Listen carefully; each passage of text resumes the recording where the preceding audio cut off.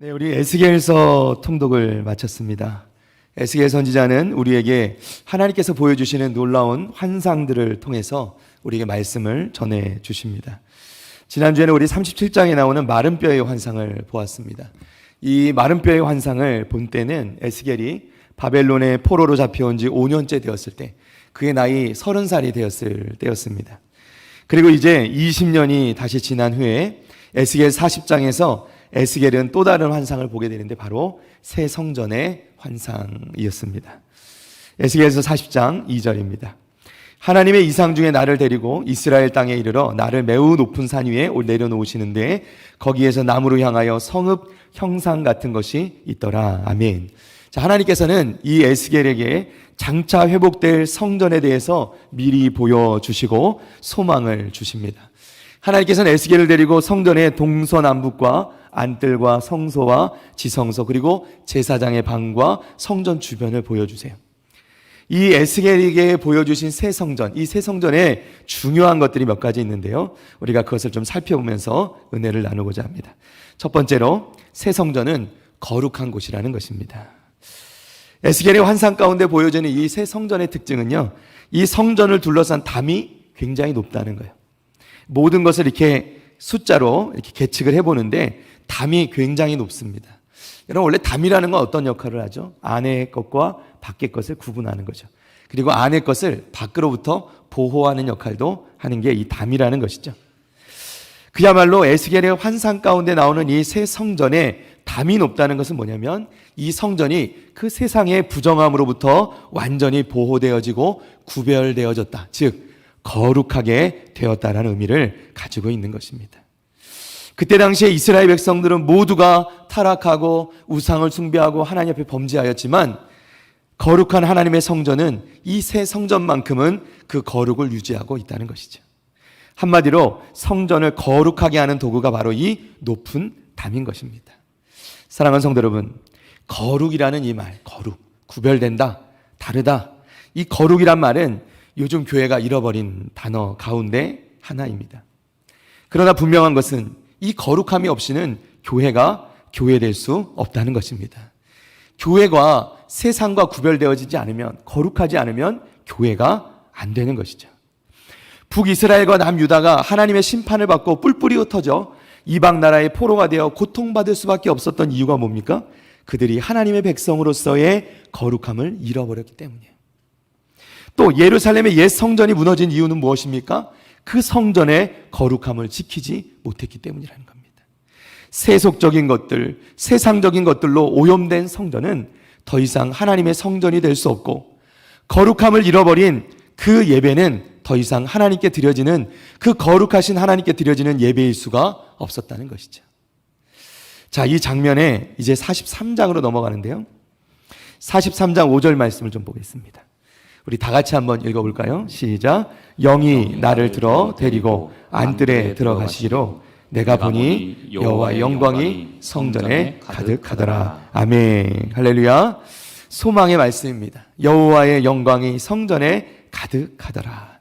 이게 왜 소망의 말씀이냐면요, 옛 성전에서 떠났던 옛 성전, 그야말로 옛 예루살렘 성전에서 하나님의 영광이 떠났었어요. 왜요? 백성들이 그 거룩함을 지키지 못했기 때문에. 그런데 다시 일으키는 이 새 성전에는 여호와 하나님의 영광이 다시 돌아오신 것입니다. 여호와의 영광이 성전에 가득하더라. 할렐루야. 자, 이때 하나님께서 또 무엇이라 말씀하시는가 보면, 이제 이 하나님의 영광이 성전에 다시 돌아오시면서 무엇이라 말씀하시냐면, 자, 에스겔서 43장 7절 보니까 다시는 내 거룩한 이름을 더럽히지 아니하리라. 8절에서는 그 행하는 가증한 일로 내 거룩한 이름을 더럽혔으므로 내가 노하여 멸망시켰거니와, 12절에 성전의 법은 이러하니라. 산꼭대기 지점의 주인은 지극히 거룩하리라. 성전의 법은 이러하니라. 아멘. 할렐루야. 그러니까 그야말로 다시 하나님의 영광이 임하신 그 새 성전은 이제는 더 이상 거룩하지 않으면 안 된다 하는 것이죠. 더 이상 거룩하신 하나님의 이름을 더럽혀서는 안 된다는 것입니다. 왜냐하면 하나님께서 이스라엘 백성들을 치신 이유도 바로 그 하나님의 이름을, 그 거룩한 이름을 더럽혔기 때문이라는 것이죠. 사랑하는 성도 여러분, 그래서 거룩하신 하나님의 영이 임하는 그 예배를 드리는 자들은, 예배하는 자는 먼저 내 자신이 거룩해야 되는 것을 여러분 믿으시기를 바랍니다. 우리는 어떻게 거룩해집니까? 우리는 하나님의 은혜가 아니면 거룩해질 수가 없는 것입니다. 하나님의 은혜가 아니면 죄인된 우리는 결코 거룩해질 수가 없는 것입니다. 그래서 하나님의 은혜를 깨달은 성도들은 어떻게 해요? 하나님께 나올 때 자신의 죄를 진심으로 뉘우치고 겸비하여 나올 뿐만 아니라 자신을 위한 예배, 자신의 만족을 위한 예배가 아니라 오직 살아계신 하나님께 드리는 진정한 예배를 드릴 수 있게 되는 것을 여러분 믿으시기를 바랍니다. 참된 회개를 하는 백성들이야말로 은혜의 보좌 앞에 담대히 나아갈 수 있는 거예요. 그리고 거룩하게 살아가는 것이죠. 회개가 없는 백성들은 주님 앞에 나올 수가 없는 것이죠. 하나님의 영이 임하는 곳에는 하나님의 말씀을 먹고 사는 자들만이 거할 수 있는 것입니다. 요한복음 14장 21절입니다. 우리 다 같이 읽어봅니다. 시작. 나의 계명을 지키는 자라야 나를 사랑하는 자니 나를 사랑하는 자는 내 아버지께 사랑을 받을 것이요 나도 그를 사랑하여 그에게 나를 나타내리라. 아멘. 할렐루야. 거룩하신 하나님의 말씀, 그죠? 그 명령과 규례들을 순종하고 따르는 사람들만이 하나님을 사랑할 수 있고 그 하나님의 사랑을 받을 수가 있다는 것입니다. 자, 마태복음 7장 21절 말씀에 예수님께서 이렇게 말씀하십니다. 나더러 주여 주여 하는 자마다 다 천국에 들어갈 것이 아니요 다만 하늘에 계신 내 아버지의 뜻대로 행하는 자라야 들어가리라. 아멘. 여러분, 예수님의 말씀이 좀 너무 야박하게 들리시진 않으십니까? 다 주님의 양들인데, 그렇죠? 어느 목사님이 설교에서 이런 말씀을 하시더라고요. 요한복음 10장 말씀을 보면서, 요한복음 10장 말씀에 보면 목자와 양 이야기가 나옵니다. 목자는 자기 양들을 안다는 거예요. 그리고 자기 양들의 이름을 부른다 하죠. 이 말씀을 가지고 어떤 우리 집사님들은, 목사님, 목자는 자기 양들을 안다는데 제 이름 좀 맞춰보세요. 제 이름 한번 불러보세요. 네, 이렇게 시험하는 분들도 계세요. 그런데 여러분, 사실 엄밀히 말하면 이 요한복음 10장에 말씀하는 이 목자는요, 목사가 아니라 예수님을 말씀하는 겁니다. 우리의 참 목자 되신 분은 우리 예수님 한 분이신 줄로 믿습니다. 물론 목사는 그 주님의 말씀을 대언합니다. 그 말씀을 대언하는 역할을 해요. 목사를 통해서 주님의 말씀이 선포되는 것이죠. 그런데 이 말씀의 요점은 목자에게 있는 것이 아닙니다. 양에게 있어요. 그 양은 목자의 음성을 알고 그 목자의 음성을 따라가야 한다는 것입니다. 이 양들이요, 다른 사람의 음성을 들으면 두려워하고 도망쳐야 된다라고 성경은 이야기합니다. 우리 주님 그렇게 말씀하세요. 목자의 음성이 아니라 다른 사람의 음성을 들으면 도망해야 된다. 여러분, 저는 사실 저희 자녀들이 열심히 강아지를 키우자고 해도 저는 키우지 않는데, 그 강아지를 키우는 저희 친구 목사님들 이야기를 들어보면 이 강아지들이 자신의 집에 돌아오면 어떻게나 반갑게 맞이해 주는지, 그것 때문에 너무너무 정이 든다고 하더라고요. 뭐 사람은 기분이 좋을 때도 있고 나쁠 때도 있잖아요. 예. 와이프도 기분이 좋을 때는 반갑게 맞아주지만 기분이 안 좋을 때는 들어오는지도 모르고 있을 때도 있죠. 그런데 강아지들은 한결같이, 심지어는 다리가 아파도 다리를 쩔뚝이면서도 달려온다는 거예요. 반갑게 맞이해야 된다는 거죠. 그러다 보니까 이제 이 강아지들하고 정이 드는 거 아니겠습니까? 저도 이게 사실은 정 떼기 힘들어가지고 강아지를 안 키웁니다. 그런데 보면 이 강아지도 자신의 주인의 음성을 안다는 거예요. 양은 주인, 그 목자의 음성을 아는 거예요. 우리 주님의 음성을 알고 주님의 음성대로 따라가는 것이 그 주인의 양이다 하는 것이죠. 그러니까 양이 다 같은 양이 아니라는 거예요. 목자는 양을 위하여 생명을 겁니다. 사꾼 목자는 양에게 어려움이 생기면 도망하죠. 그러나 그 양의 목자는 양을 위하여, 자기 양을 위하여 생명을 버리는 겁니다. 그리고 양은 그 목자의 음성을 따라가야 하는 것이죠. 그래야 그 목자의 양이 되는 겁니다. 여기서 중요한 게 있는데요. 가끔은 이 양이 잘못된 길로 갈 수도 있습니다. 넘어지고 쓰러지고 할 수도 있어요. 그래도 목자에게로 돌아오는 것이 양이라는 거예요. 주님의 말씀을 믿고 주님의 말씀을 듣고 돌아올 때 이 주님의 양이 되는 것이죠. 믿으시면 아멘. 사랑하는 성도 여러분, 교회는요, 부유하고 세련되고 많이 배우고 똑똑한 사람들의 모임이 아니에요. 교회는 우리의 참된 목자 되시는 예수 그리스도, 그분을 따라가는, 그분의 말씀을 듣고 그 말씀대로 살아가고자 몸부림치면서 주님 안에 거룩하게 된 사람들의 모임이 바로 교회인 줄로 믿습니다. 교회는 철저하게 자신의 이 연약함을 인정하고 자신의 죄악을 모습을 들여다보면서 철저하게 하나님 앞에 회개하는 자들이 모이는 곳이 교회라는 것입니다. 우리 중에 누구도 주님 앞에 고개를 들고 서 있을 수 있는 사람은 아무도 없는 거예요. 오직 주의 은혜가 아니면 우리는 아무도 하나님 앞에 나올 수 없는 것임을 여러분 기억하시기를 바랍니다. 로마서 2장 4절에 8절까지 말씀 보니까 바울 사도가 이렇게 말씀합니다. 혹 내가 하나님의 인자하심이 너를 인도하여 회개하게 하심을 알지 못하여 그의 인자하심과 용납하심과 길이 참으심이 풍성함을 멸시하느냐. 다만 내 고집과 회개하지 아니한 마음을 따라 진노의 날, 곧 하나님의 의로우신 심판이 나타나는 그 날에 임할 진노를 내게 쌓는도다. 하나님께서 각 사람에게 그 행한 대로 보응하시되 참고 선을 행하여 영광과 존귀와 썩지 아니함을 구하는 자에게는 영생으로 하시고 오직 당을 지어 진리를 따르지 아니하고 불의를 따르는 자에게는 진노와 분노로 하시리라. 아멘. 여러분, 이것이 우리 주님의 말씀이죠. 우리 하나님의 말씀이라는 겁니다. 자, 두 번째로 우리가 새 성전 가운데 보아야 될 것은요, 그 새 성전에서 생수의 강이 흐른다는 것입니다. 자, 오늘 본문이죠. 에스겔서 47장 1절과 2절입니다. 우리 다 같이 한번 읽어볼까요? 시작. 그가 나를 데리고 성전 문에 이르시니 성전의 앞면이 동쪽을 향하였는데 그 문지방 밑에서 물이 나와 동쪽으로 흐르다가 성전 오른쪽 제단 남쪽으로 흘러내리더라. 그가 또 나를 데리고 북문으로 나가서 바깥길로 꺾여 동쪽을 향한 바깥문에 이르시기로 본즉 물이 그 오른쪽에서 스며 나오더라. 아멘. 자, 에스겔이 바벨론에서 포로로 끌려온 지 25년이 되었다고 말씀드렸습니다. 그리고 20년 전에 그 마른 뼈의 환상을 보았었어요. 여러분, 에스겔 선지자가 이 마른 뼈의 환상을 보았던 그 20년 전만 해도 정말 그 마음 가운데 소망이 가득했으며 기쁨이 가득했어요. 그런데 20년 동안 그 긴 포로 생활을 거치고 그 힘든 포로 생활을 거치면서 이 에스겔 선지자도 지쳐버린 겁니다. 그런데 이 지쳐버린 에스겔을 하나님께서는 다시 부르시고 그리고 새 성전의 환상을 보여주시는 거예요. 그리고 무엇보다도 그 새 성전의 환상 가운데 이 새 성전에서 생수의 강이 흘러나오는 것을 말씀하고 있습니다. 그런데 자세히 보시면요, 이 새 성전에 문이 열리면서 물이 흐르는 것이 아닙니다. 여러분 자세히 보세요.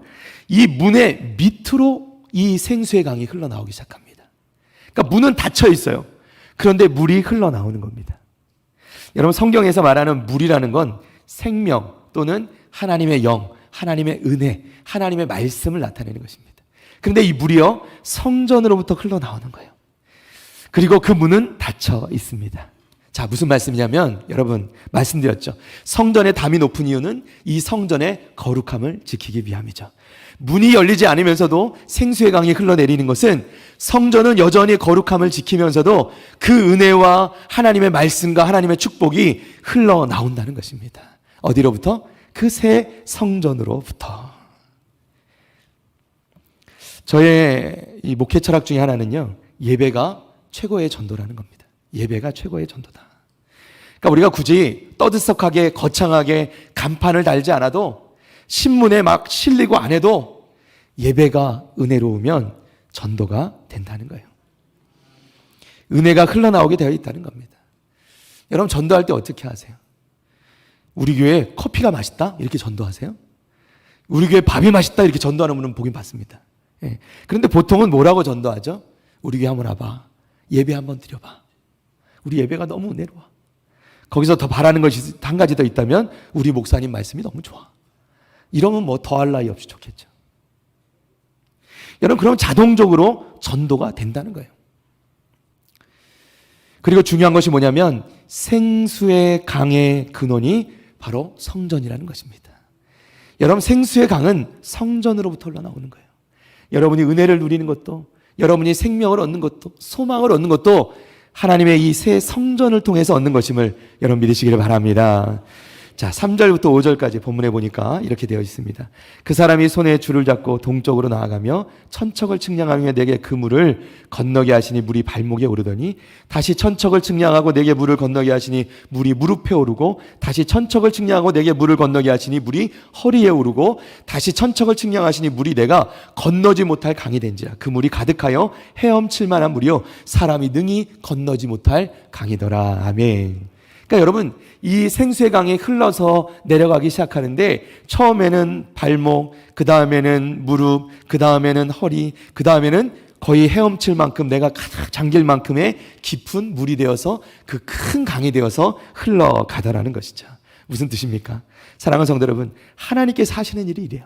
하나님께서 처음 하실 때는 그 일이 무의미해 보이고 아주 작아 보이지만 시간이 지남에 따라 하나님께서 일하시기 시작하면요, 그것은 상상할 수조차 없는 큰 역사로 바뀌고 이것을 막을 자가 없어진다는 것을 우리에게 말씀해 주고 있는 줄로 믿습니다. 이게 생수의 강이에요. 이게 생수의 강의 능력이라는 것이죠. 이 생수의 강은 또한 단지 생명을 주는 것에 그치는 것이 아니라 다시 죽은 것도 살려내는 역사가 있는 줄로 믿습니다. 자, 6절부터 9절입니다. 그가 내게 이르시되 인자야 네가 이것을 보았느냐 하시고 나를 인도하여 강가로 돌아가게 하시기로 내가 돌아가니 강 좌우편에 나무가 심이 많더라. 그가 내게 이르시되 이 물이 동쪽으로 향하여 흘러 아라바로 내려가서 바다에 이르리니 이 흘러내리는 물로 그 바다의 물이 되살아 나리라. 이 강물이 이르는 곳마다 번성하는 모든 생물이 살고 또 고기가 심이 많으리니 이 물이 흘러 들어가므로 바닷물이 되살아나겠고 이 강이 이르는 각처의 모든 것이 살 것이며. 아멘. 할렐루야. 여러분 보세요. 생수의 강이 흐르는 곳에 바다도 살아나고 모든 생물이 살아난다고 말씀합니다. 여러분 근데요, 바닷물이 어떻게 살아나죠? 바닷물이 죽을 수 있나요? 예. 여기서 말하는 죽은 바다는 사해 바다를 의미합니다. 사해 바다. 이름 그대로 죽은 바다예요. 사해 바다는 왜 죽은 바다인가? 사해 바다는요, 염도가 너무 높아서, 너무 짠 거예요. 염도가 너무 높아서 물고기도 살 수 없고 식물도 살 수가 없는 거예요. 그래서 사해 바다라 이렇게 얘기합니다. 이 사해 바다가 신기한 건요, 그 아주 깊은 곳은 300m가 넘는 깊이가 되고요, 평균 깊이가 118m 정도 되는 아주 깊은 바다라고 알려져 있어요. 사해 바다가. 그런데요, 아무도 이 사해 바다에서 빠져 죽지 않습니다. 빠져 죽을래야 죽을 수가 없어요. 왜요? 빠져 죽으려고 여기에 뛰어들면요, 몸이 물에 떠오릅니다. 왜요? 염도가 너무 높아서요, 몸을 띄우는 거예요. 아무리 뚱뚱한 사람도 뜹니다. 예. 염도가 너무 높아서. 그런데 이 정도의 염도가 되니까 어떻게 해요? 살아남을 수 있는 생물이 없는 거예요. 그런데 또 신기한 게 있는데요. 저는 가본 적이 없지만 이 사해바다 옆에 보면요, 아주 유명한 호텔이 있대요. 호텔이 있는데 그 호텔에 가잖아요. 그러면 그 호텔에는요, 식물들이 나무랑 크게 자라고 있대요. 사해바다 옆인데 나무가 자라고 있는 거예요. 어떻게 가능할까요? 여기에는요, 생수를 공급하는 거예요. 그러니까 깨끗한 물을 공급해 주니까 나무들이 사는 겁니다. 사해바다에선 살 수 없는데. 무슨 말씀이냐? 생수의 강이 흘러 들어가니까 사해바다가 다시 살아나더라는 것이죠. 믿으시면 아멘. 뿐만 아니라 10절부터 12절 같이 말씀 보니까 또 이 강가에 어부가 설 것이니 엔게디에서부터 에네글라임까지 금을 치는 곳이 될 것이라. 그 고기가 각기 종류를 따라 큰 바다에 고기같이 심이 많으려니와 그 진펄과 개펄은 되살아나지 못하고 소금 땅이 될 것이며 강 좌우가에는 각종 먹을 과실나무가 자라서 그 잎이 시들지 아니하며 열매가 끊이지 아니하고 달마다 새 열매를 맺으리니 그 물이 성소를 통하여 나옴이라. 그 열매는 먹을 만하고 그 잎사귀는 약재료가 되리라. 아멘. 할렐루야. 무슨 말씀이에요? 그 가운데 그 바다가 살아날 뿐만 아니라 그 속에 물고기가 살기 시작한다는 거예요. 물고기를 잡게 될 것이라는 거예요. 그 양옆에 나무에도 열매가 열리고 그 얼마나 풍성하게 열리는지 그 잎사귀가 약재료로 쓰일 정도라. 이렇게 말씀하는 거죠. 생수의 강이 흐르는 곳에는 회복의 역사가 일어나는 줄로 믿습니다. 열매가 맺히고 완전히 살아날 뿐만 아니라 이제 그것이 약재료를 내어서 다른 사람들을 살리는데도 쓰임받게 된다는 것을 의미하는 것을 여러분 꼭 기억하시기를 바랍니다. 자, 이제 마지막 세 번째로 우리가 새 성전을 통해 보는 것은 바로 예수님이십니다. 예수님. 여러분, 어떻게 구약의 이 새 성전에서 예수님을 볼까요? 그런데 사실 이 에스겔의 환상 가운데 보고 있는 새 성전은 장차 오실 예수 그리스도를 예표하는 것이었습니다. 요한복음 2장 19절과 21절입니다. 우리 함께 읽어볼까요? 시작. 예수께서 대답하여 이르시되 너희가 이 성전을 헐라 내가 사흘 동안에 일으키리라. 유대인들이 이르되 이 성전은 46년 동안에 지었거늘 네가 3일 동안에 일으키겠느냐 하더라. 그러나 예수는 성전된 자기의 육체를 가리켜 말씀하신 것이라. 아멘. 할렐루야. 예수님께서 말씀하십니다. 너희가 이 성전을 내가 사흘 동안에 일으키리라. 무슨 말씀이에요? 사실은 예수님께서는 너희가 나를 십자가에 못 박아 죽일 것이지만 내가 그 죽음의 권세를 이기고 사흘 만에 부활할 것이라는 걸 말씀하시는 거예요. 예수님께서는 성전된 자기 육체를 가리켜 말씀하고 계시는 것입니다. 예수님이 직접 자신이 성전이라 말씀하신 거예요. 자, 그리고 요한복음 7장 37절 39절입니다. 자, 중요한 말씀 우리 함께 읽어봅니다. 시작. 명절 끝날 곧 큰 날에 예수께서 서서 외쳐 이르시되 누구든지 목마르거든 내게로 와서 마시라. 나를 믿는 자는 성경의 이름과 같이 그 배에서 생수의 강이 흘러나오리라 하시니 이는 그를 믿는 자들이 받을 성령을 가리켜 말씀하신 것이라. 예수께서 아직 영광을 받지 않으셨으므로 성령이 아직 그들에게 계시지 아니하시더라. 아멘. 할렐루야. 에스겔이 환상 가운데 본 새 성전은 예수님을 의미하는 것이고요. 그분에게서 생수의 강이 흘러나오는데 그 성전에서 흘러나오는 생수의 강이요. 그 생수의 강은 성령 하나님을 의미하는 것이라는 거예요. 그 배에서 생수의 강이 흘러나오는 것은 우리 심령 깊은 곳에서부터 그 성령 하나님의 역사로 말미암아 이 생수의 강이 터져 나오는 것을 의미하는 것입니다. 여러분, 우리 가운데 그 생수의 강이 흘러나오는 자들, 그런 자들이 진짜 예수를 믿는 것입니다. 육신을 따라 사는 것이 아니라 성령 하나님의 은혜를 날마다 힘입어 살아가는 사람이 진정한 성도가 됨을 여러분 믿으시기를 바랍니다. 우리 가운데 그 성령의 은혜가 필요합니다. 그리고 그 성전의 은혜는 오직 성전을 통하여서 흘러나오는 거예요. 물론 우리가 있는 이 교회당이 성전, 의미로서의 성전은 아닙니다. 그러나 여러분, 성경은, 우리 주님은 분명히 말씀하세요. 우리가 성령이 거하시는 전이라 말씀하시죠. 성령이 거하시는 이 전, 성전의 모임, 우리 모든 거룩한 성도들의 모임이 교회라는 것이죠. 그래서 우리 가운데서 함께 모일 때, 예배할 때 여기서 생수의 강이 흘러 내려가야 될 줄로 믿습니다. 말씀을 정리합니다. 사랑하는 성도 여러분, 성령의 은혜는 작게 시작됩니다. 아주 미미해 보입니다. 힘이 없어 보입니다. 그러나 이 성령에서 흘러내려오는 생수의 강은 점점 깊은 곳으로 나아가고 점점 커져가게 됩니다. 그리고 마침내는 이 생수의 강에 완전히 빠지게 되는 것입니다. 사랑하는 성도 여러분, 우리가 발목, 무릎, 허리, 그런 신앙의 인생 머물러 있지 않기를 원합니다. 우리는 그 생수의 강에 완전히 빠져들어서 나는 완전히 죽고 예수로 사는 삶이 우리의 삶 되기를 주님의 이름으로 축원합니다. 성령 하나님의 인도하심을 받아서 그 생수의 강에 푹 잠겨서 날마다 그 은혜 가운데 기쁨과 즐거움을 누리며 하나님 앞에 살아가는, 그렇게 살기로 작정하는 우리 복된 북일의 성도들 다 되시기를 주님의 이름으로 간절히 축원합니다. 우리 몸이 불편하시지 않은 분들은 자리에서 일어나시겠습니다.